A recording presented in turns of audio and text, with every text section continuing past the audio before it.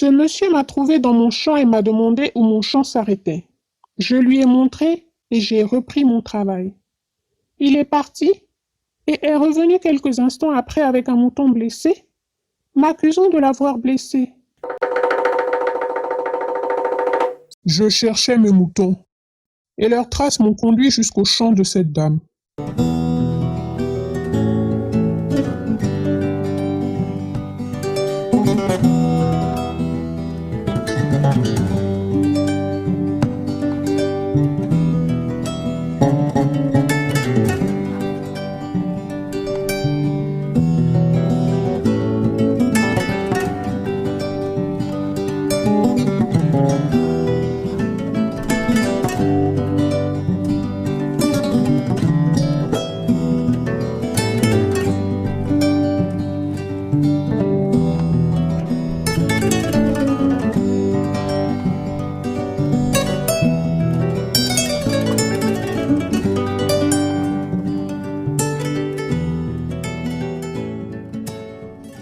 Salut à toutes et à tous, bienvenue sur la chaîne Nounal Keboulan.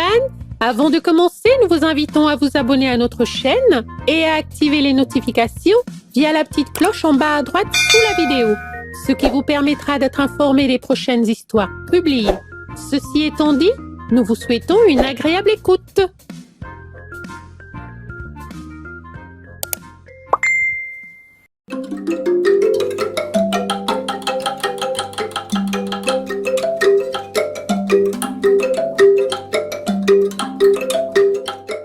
Je vais vous raconter l'histoire des trois sourds.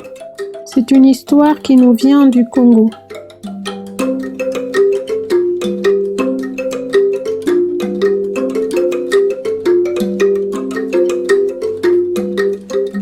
C'est l'histoire d'une femme. Elle était sourde, tellement sourde qu'elle n'entendait rien. Tous les matins, elle portait son enfant sur son dos et se rendait à son champ. Elle avait un immense champ d'arachides. Et un matin qu'elle était là, tranquillement à travailler dans son champ, arrive un monsieur. Un monsieur tellement sourd qu'il n'entendait rien. Et ce monsieur cherchait ses moutons. Écoutez bien, il s'adressait à la dame.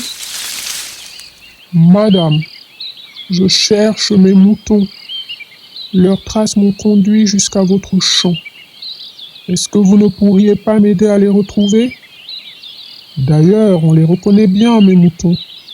Parmi eux, il y a un mouton blessé. Madame, si vous m'aidez à retrouver mes moutons, je vous donnerai ce mouton blessé. Vous pourrez toujours vous en servir. Mais elle, n'ayant rien entendu, rien compris, a pensé que le monsieur lui demandait juste jusqu'où allait son champ.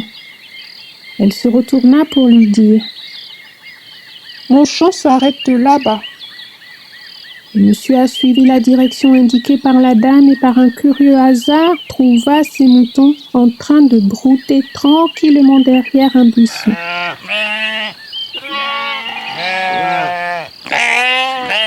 Tout content, il les rassembla et vint remettre à la dame le mouton blessé. Mais celle-ci, n'ayant rien entendu, rien compris, pensa que le monsieur l'accusait d'avoir blessé le mouton. Alors elle se fâcha. Monsieur, je n'ai pas blessé votre mouton. Allez accuser qui vous voulez, mais pas moi. D'ailleurs, des moutons, je n'en ai jamais vu. Quand il vit que la femme se fâchait, le monsieur pensa qu'elle ne voulait pas ce mouton, mais un mouton plus gros. Et à son tour, il se fâcha. Madame, c'est ce mouton que je vous ai promis. Il n'est pas du tout question que je vous donne le plus gros de mes moutons. Tous les deux se fâchèrent à tel point qu'ils finirent par arriver au tribunal.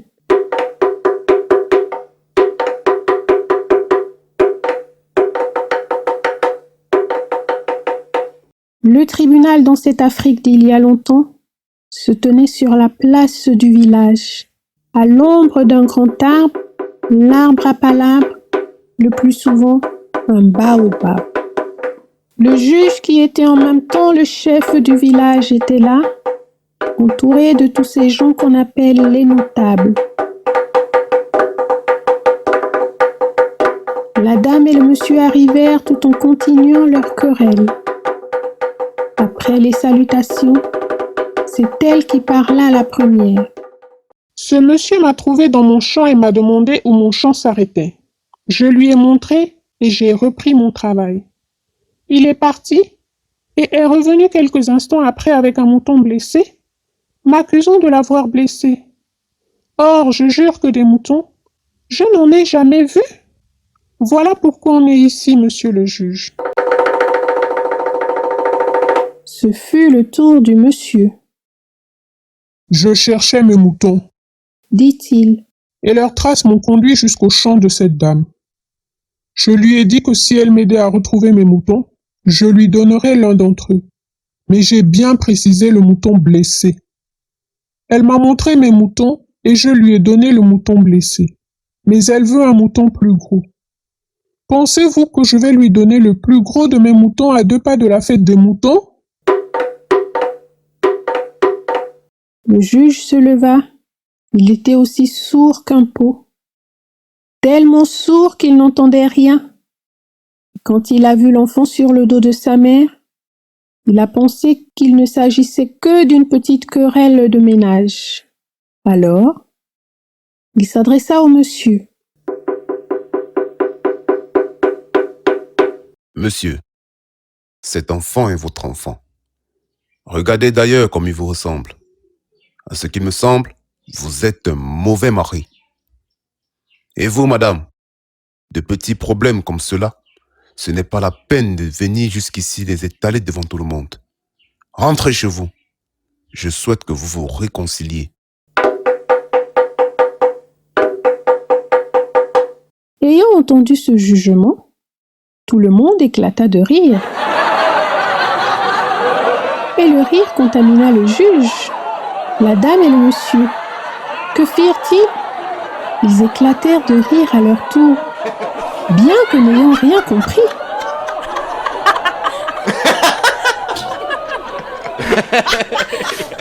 Le comte pose la question.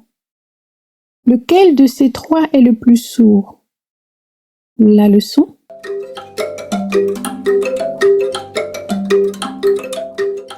Il vaut mieux ne pas se dépêcher de donner une réponse.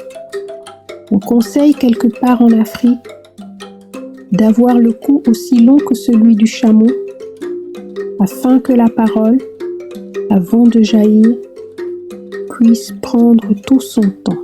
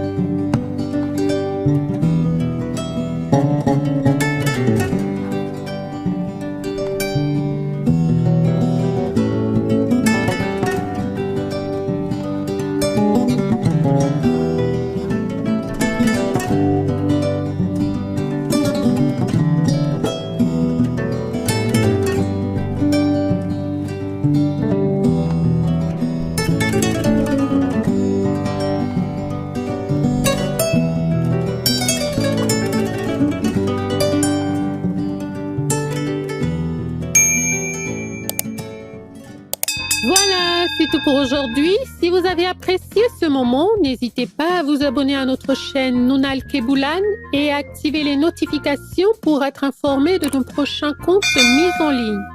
Si vous préférez plutôt nous suivre sur les réseaux sociaux, rendez-vous sous la vidéo et cliquez sur le lien bleu dans le texte de présentation.